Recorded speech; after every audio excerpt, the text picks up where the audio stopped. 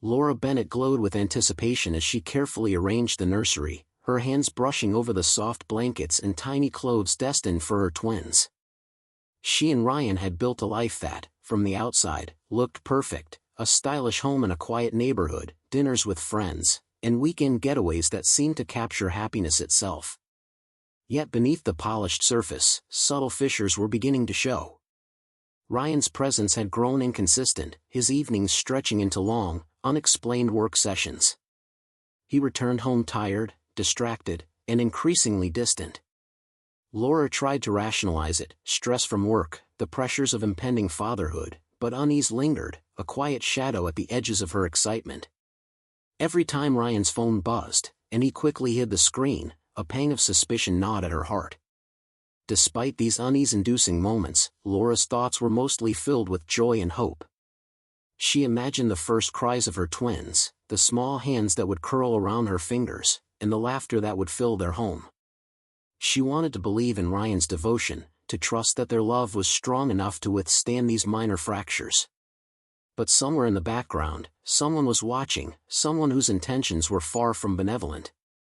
That unseen presence lingered like a storm on the horizon, waiting for the perfect moment to exploit every vulnerability, every crack in the family's carefully maintained facade. The tension was subtle yet palpable, a forewarning of the turmoil that would soon engulf their lives.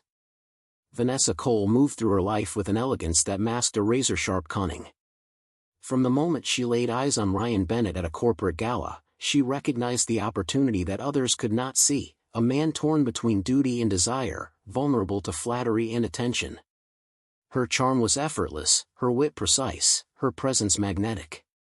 Vanessa had one clear goal, to dismantle Ryan's life with Laura at the center and claim everything she coveted, especially the unborn children. Her manipulations were subtle at first, woven into casual conversations and private encounters. She praised Ryan's intelligence, understood his stresses, and positioned herself as the only person who truly got him. Meanwhile, she planted seeds of doubt about Laura's intentions and capabilities. "She's overwhelmed by the pregnancy," Vanessa would whisper. "She doesn't understand what you need anymore." Every word, every glance, nudged Ryan further away from his wife, encouraging selfish thoughts, fostering resentment, and building emotional dependency on Vanessa. She made him feel needed, admired, and indispensable, exactly the way she wanted. Vanessa's ambition was ruthless and calculated.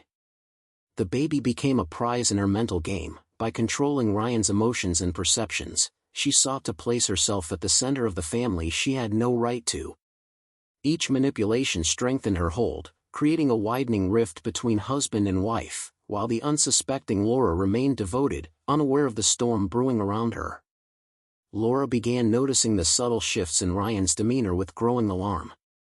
His late-night work calls became more frequent, often ending with a hurried "it's nothing" or a distracted glance at his phone. She sensed his emotional withdrawal, the faint irritation in his responses, and the unexplained absences that left her feeling increasingly alone. Even small gestures, once affectionate touches or reassuring smiles, now seemed fleeting or rehearsed. The tension in their home thickened, an invisible barrier forming between them. Despite her growing unease, Laura clung to hope. She imagined the twins arriving, a new life that would bridge the gap, bringing Ryan closer and restoring the love and connection they once shared. She immersed herself in preparations, decorating the nursery, reading parenting books, and dreaming of first smiles and lullabies. But while she focused on hope, Vanessa Cole tightened her grip on Ryan. Each missed call, each secretive meeting, reinforced his growing dependence on the mistress. Vanessa skillfully guided his thoughts, framing Laura's care as nagging, her concerns as overbearing, and subtly encouraging him to dismiss the emotional needs of the woman carrying his children. The home that had once been a sanctuary for Laura began to feel like a trap, the cracks in trust widening with every day that passed. She remained vigilant yet hopeful, unaware of just how much influence Vanessa had already gained over Ryan's heart, and how close the family was to fracturing irreparably. The stage was set, the tension mounting, as Laura's devotion clashed against forces determined to tear her family apart. Laura had reached the breaking point. The whispered phone calls, the evasive answers, the late nights, everything culminated in a tension she could no longer ignore. One evening, after Ryan returned home late yet again, she confronted him. "Ryan," she began, her voice steady but quivering with anxiety, "I need you to be honest with me. What is going on with you and her?" She let the name hang in the air, the unspoken accusation sharp as a blade. Ryan's face tightened, and a flicker of defensiveness crossed his features. "What are you talking about, Laura?"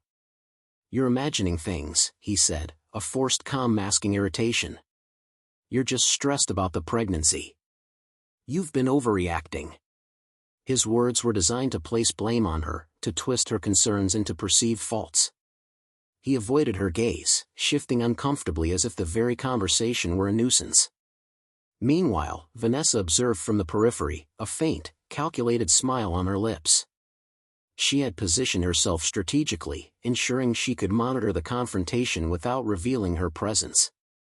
Her influence over Ryan was subtle but insidious. Every whispered doubt, every look of approval she had given, now bore fruit. Laura's words, meant to bridge distance, only deepened the household tension. Ryan's defensiveness, amplified by Vanessa's manipulation, created an invisible wall between him and his wife, leaving Laura to question her own sanity. The home, once warm and inviting, now felt cold, heavy with suspicion, frustration, and unspoken resentment. Laura's pregnancy, already physically demanding, began to take a toll on her health. Fatigue set in relentlessly, her body weighed down by both the pregnancy and the emotional strain. Dizziness struck unexpectedly, making daily activities like walking across the room a careful, measured effort. Her blood pressure readings fluctuated dangerously, and the doctor repeatedly stressed the need for rest, emotional support, and a calm environment to ensure the safety of both her and the twins. Desperately, Laura attempted to confide in Ryan, hoping for reassurance, protection, and attention. "Ryan, I don't feel well. The doctor says I need rest and your support," she said one evening, her hand resting on her swollen belly. But Ryan's attention was elsewhere, caught up in another text, another private meeting with Vanessa, a smile exchange that had nothing to do with her. "I'm tired, Laura. You worry too much." "Everything's fine," he brushed off her concerns, his dismissal more painful than any harsh words could be. Her vulnerability deepened with every ignored plea. Alone in a home that should have been her sanctuary, Laura felt fear for herself and the unborn children claw at her heart.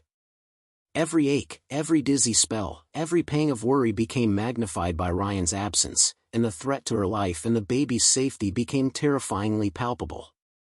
The pregnancy, meant to be a time of joy and anticipation, had become a crucible of emotional and physical peril. Vanessa's cruelty soon moved beyond emotional manipulation into shocking physical aggression. One afternoon, as Laura held the baby in the living room, quietly rocking the infant to sleep, Vanessa appeared unannounced.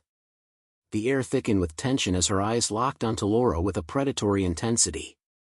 In a flash of unrestrained malice, Vanessa lunged, striking Laura across the face. The force sent Laura reeling, her vision blurring and heart racing in panic. The baby cried out, startled by the sudden chaos, tiny hands flailing. Ryan froze, paralyzed by indecision. Every instinct screamed to intervene, to protect his wife and child, yet he hesitated, torn between confronting Vanessa and maintaining his fragile connection to her. His selfish desire to appease the mistress outweighed the urgent need for action, leaving Laura to fend for herself.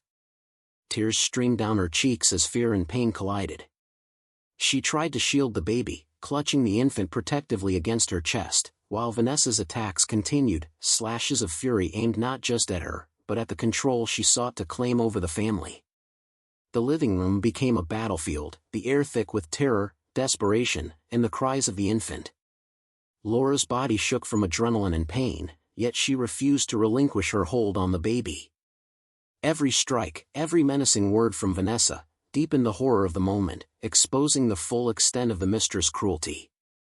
The house that had once been a home now felt like a cage, a terrifying stage for a nightmare from which there seemed no escape. Laura's ordeal had reached a harrowing climax. After Vanessa's relentless attacks, she staggered into the bedroom, clutching her swollen belly, pain radiating across her face. The mirror reflected the extent of the injury. Bruises blossomed across her cheekbones, one eye swollen nearly shut, and a deep cut threatened her vision. Her body trembled, but it was the crushing weight of betrayal that left her shaking the most. Ryan had watched it all, paralyzed by indecision, frozen by his own selfish attachment to Vanessa, and she realized with a bitter clarity that the man she had trusted implicitly would not, protect her. The severity of her injuries forced Laura to confront the terrifying reality: her life, her child, and her future were at the mercy of someone who wielded cruelty without conscience. Panic and despair surged through her, but beneath the fear, determination flared. She pressed a hand to her cheek, feeling the sting of blood and tears, and made a silent vow. She would protect her baby at all costs, even if it meant standing alone against the darkness that had infiltrated her home. Each moment of pain sharpened her resolve. No longer could she rely on Ryan, no longer could she wait passively. The stakes had become clear: survival, safety, and justice for herself and her child. Marcus Whitfield, Laura's father, learned of the attack almost immediately. His fury was instantaneous, burning through every ounce of composure he possessed. A self-made billionaire, Marcus wielded influence, wealth, and resources with precision, and he refused to allow this assault on his daughter and grandchild to go unanswered. Within hours, he had mobilized a team of private security experts, legal advisors, and contacts within law enforcement to ensure Vanessa's capture and accountability. Every detail mattered. Marcus reviewed hospital records, eyewitness statements, and security footage with meticulous attention. He coordinated with local police and private investigators, leaving no stone unturned. His strategy was systematic: secure Laura's immediate safety, gather undeniable evidence against Vanessa, and isolate Ryan's complicity to prevent further harm. While his anger was fierce, his approach was calculated, ensuring that emotion did not cloud judgment. Marcus was determined to reclaim control, to restore safety and justice for Laura and her baby, and to dismantle the network of manipulation that had nearly destroyed his family. The investigation into Vanessa's movements became an intense, high-stakes operation. Marcus's team meticulously traced her steps, following financial transactions, surveillance footage, and digital communications that revealed her hidden safe houses. Private investigators were deployed to track her patterns, monitoring hotels, rental properties, and vehicles. Each near miss escalated the tension. The agents would arrive seconds after she had vanished, her cunning and paranoia making her increasingly unpredictable. Vanessa's behavior grew erratic under the pressure. She changed vehicles frequently, avoided main roads, and used burner phones in rapid succession, leaving a trail of frustration behind her. Yet every move she made, no matter how careful, left subtle traces that the team exploited. Marcus oversaw each operation personally, coordinating logistics, timing, and contingencies. The pursuit was relentless, a precise balance of patience, strategy, and vigilance. As her schemes unraveled, Vanessa's confidence eroded, replaced by fear, desperation, and the realization that the walls were closing in. The twins' safety remained the central focus, driving every decision, every stakeout, and every calculated maneuver toward the inevitable confrontation. The long-awaited confrontation arrived in the dead of night. Law enforcement and Marcus's private team descended on Vanessa's latest hideout with precision, their movements coordinated down to the second.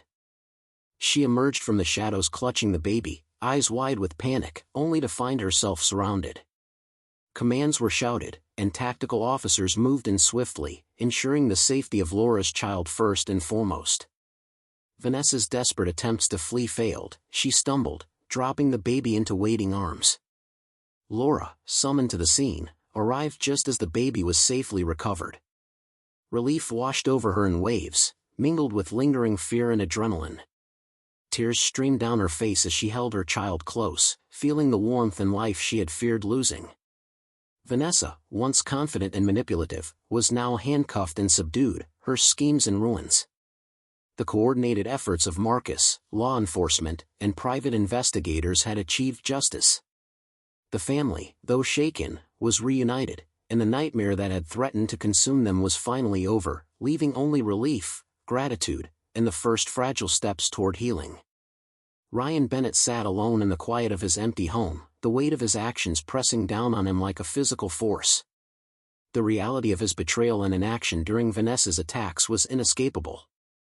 Friends and colleagues, once admirers of the perfect family image, now looked at him with suspicion and disdain. Social media buzzed with whispers of scandal, his name tarnished by his negligence and affair. Every message, every gossip headline, served as a relentless reminder that he had failed the two people who mattered most, Laura and his own child. He felt the sting of estrangement acutely. Laura, whose heart he had once cherished, now viewed him with a mixture of anger, disappointment, and sorrow. The baby, innocent and oblivious, responded instinctively to Laura's touch and warmth, leaving Ryan painfully aware of the emotional distance he could never bridge without trust that no longer existed. Regret gnawed at him constantly, but remorse could not erase the consequences of his choices. The house that had been a home felt hollow, a reflection of the collapse of his life and reputation. Ryan realized that wealth, charm, and fleeting pleasures were meaningless when integrity and loyalty were abandoned. Every corner of his life was marked by the devastation he had caused, leaving him with nothing but the bitter fruits of selfishness and betrayal. Laura's recovery began slowly, both physically and emotionally. With Marcus's unwavering support, she attended medical appointments, underwent treatment for her injuries, and gradually regained her strength.